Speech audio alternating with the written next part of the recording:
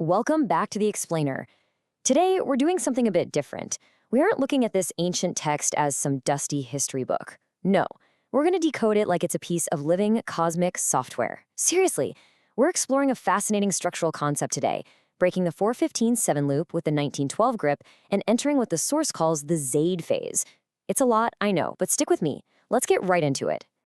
So here's the sequence we'll be running today. We'll map out the persistence of illusion, figure out the invitation trap, hit the 1912 activation switch, fire up the 237 phase engine, actually enter the Zayd phase, and finally lock in the final system return. All right, Section 1, the persistence of illusion. Let's look at how easily human consciousness gets stuck in mere appearances. We're calling this the 415-7 loop. Think of this like a massive operational glitch. The text literally says it was made to appear so to them. What does that mean? Well, it's a recursive system where the appearance of something just keeps persisting way after the actual certainty, the truth, has packed up and left. It traps the reader, meaning us, you and me, in this hollow form rather than the living reality. There's this brilliant metaphor in the source that illustrates this perfectly, found in verse 34:14. It's the story of Solomon's staff. The jinn kept right on working for a dead king because his body was still propped up by a staff. The illusion was flawless, form without substance. The reality had completely changed. The life signal had entirely exited the body, but because the appearance held up, the whole system just kept running on a dead loop. That's the trap right there, serving a hollow form. Which brings us to Section 2, the invitation trap. Who actually built this illusion, and how does the trap even work? Check out this ultimate confession in verse 14:22. Shaitan says, "I had no authority over you except that I invited you, and you responded to me." He literally clears the lie himself. The enemy has zero actual authority over you, absolutely none. He can't force you into the loop. Like we see in verse 1850, he just inserts himself and invites. That's his whole playbook. The trap relies 100% on your response. So how does this invitation actually trick us? Well, it's not a cage dropped on your head, it's an open door. In verse 21:20, he offers what we can call a tricky truth, like eternity without a set term or a dominion that never deteriorates. It sounds great, right? But it purposely leaves out the crucial bounds of return.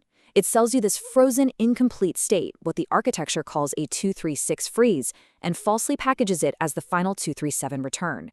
It swaps the living journey for a dead appearance. Okay, so how do we bypass this? Let's hit Section 3. The 1912 activation switch. 1912. Now, don't just view this as a verse number. In this structural framework, 1912 is the exact operational command. It's the literal activation switch designed to shatter the recursion of that illusion we've been talking about. The command is incredibly direct. "O Yahya, take the book with strength." Gripping the book with strength isn't about passively reading words on a page or mindless memorization. It's about actively executing the firmware. You're shifting from being a spectator of an illusion to an active executor of reality. Notice the stark contrast between these two states. In the default state, you're just wandering, basically acting as a host for Iblis's whispers, totally stuck in that hollow form. And as verse 10:100 warns, a kind of static or rage is placed on those who don't use reason. The result? You're stuck in the 457 recursion, living on pure conjecture. But the activated state, that changes everything. By holding the living book and actually using your reason, you trigger the Zayd phase escape. You preserve the living signal. Let's look under the hood. Section 4, the 237 phase engine. This is the underlying mathematical architecture of the text. This engine maps out human consciousness. Phase 2 is the split. It's the forgetting, the drop into illusion and duality. Then we hit Phase 3, the manifestation of truth, where the text actually works to internally restructure your fragmented memory. And finally, Phase 7, the return, the absolute closure where alignment is completed. As the active node, which is you have to traverse from that initial separation, process the truth, and complete the circuit back to the source. And this brings us to a massive takeaway from the explainer today. The text operates exactly like living software. It's a recursive phase system acting as the operational firmware for our consciousness. When you execute it properly with that 1912 grip, it quite literally reassembles your fragmented self. It's not just describing a historical return, it is the active engine for your return right now. So, engine activated, grip secured, we are now moving into Section 5, entering the Zayd phase. What exactly is the Zayd phase? Well, it's a functional state. It's not about a specific historical guy. It's an operational role you step into. It's the precise moment your active filter kicks in, and you become an active Earth witness. You are actively collapsing the false projection and purging the illusion, separating yourself from those who are just spinning in the loop's conjecture.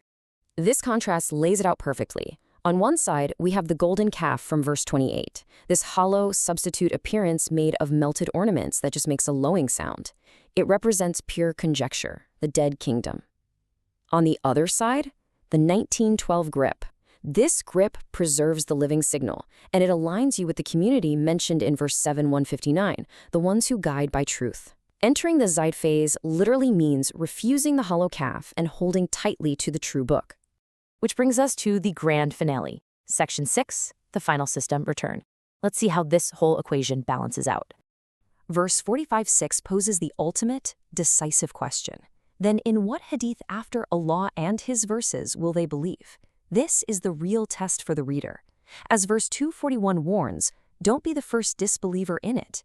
This proves that the source text alone is entirely sufficient to decode the loop from inside the loop. You don't need outside conjecture to break out. The firmware has its own perfect escape protocol built right in. When you apply that 1912 grip, you trigger a massive total system purge. Think back to Solomon's staff. It's like the exact moment the worm finally eats through the wood and the staff hits the floor. The illusion falls. The false projection completely collapses. The cosmic balance, the mizan, separates the living truth from the dead form, and your traversal finally reaches its destination. Here is what you really need to take away from all this. Your action, you, taking the book with strength, is the ultimate anti-extraction grip. You are the local execution node in this network. By gripping the source, you transform ancient text into a live, present-tense victory over that hollow form. You lock yourself in and stop the system from dragging you back into the illusion. And I absolutely love how this leads into verse 1964, and your Lord is not forgetful. What an incredible guarantee. No phase of your journey is lost. Every single cycle resolves perfectly. The source ensures that as long as you maintain that grip, your final return is absolutely guaranteed. Let's do a quick recap of your execution protocol. Step 1, acknowledge the trap of form and appearance. Step 2, recognize Shaitan's tricky invitation for what it is, a total bluff with zero authority. Step 3, activate the 1912 grip, holding the truth with real strength. And step 4, achieve the system return. Remember, you aren't just a passive observer here. You are the active operator of this cosmic engine. So, I'll leave you with this final provocative thought. Right now, are you trapped in the mere appearance of the loop, endlessly serving a fallen staff, or are you holding the source with strength, actively executing the truth? It's a heavy question, but the choice and the execution is entirely up to you.